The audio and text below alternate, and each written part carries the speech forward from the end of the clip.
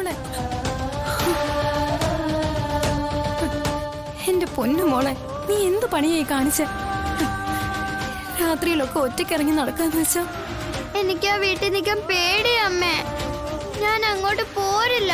എനിക്ക് അവിടെ ഇഷ്ടമല്ല. മോളെ, ഞാൻ ചേച്ചമ്മയുടെ ഒപ്പം പൊക്കോളാം.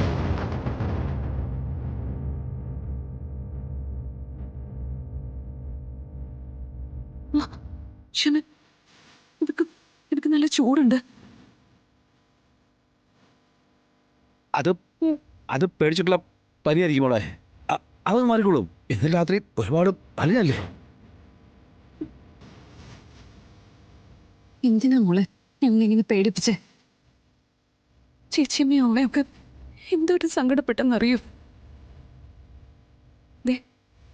ഇനി ഇങ്ങനെയൊന്നും ഉണ്ടാവല്ലേ. ഞാൻ ആ വീട്ടിലേക്ക് പോയില്ല ചേച്ചമ്മേ. എനിക്ക് അച്ഛനെ പേടിയാ. വേണ്ട, എന്റെ മോള് പോണ്ട. മോള് ചേച്ചിയമ്മയുടെ കൂടെ നിന്നാ മതി. അവിടെ ആകുമ്പോ സത്യം കൂടി ഉണ്ടല്ലോ.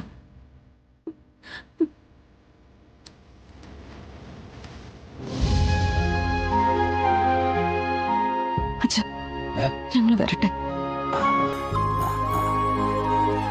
മോളെ, സത്യമ്മയോട് പോയിട്ട് വരട്ടെ എന്ന് പറ. പോട്ടെ സത്യമ്മേ.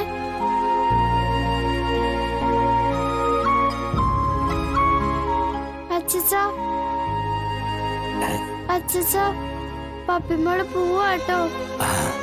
അച്ഛനെ കാണാൻ ഇടയ്ക്കിടയ്ക്ക് വരണം കേട്ടോ. അല്ല, ഇതുപോലെ തന്നെ ഇങ്ങനെ ഇറങ്ങി വരണേ. എന്ത് ഭാവി?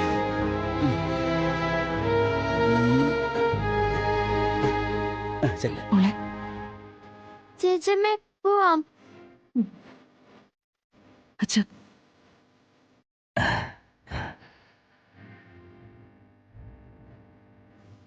ക്ഷമ.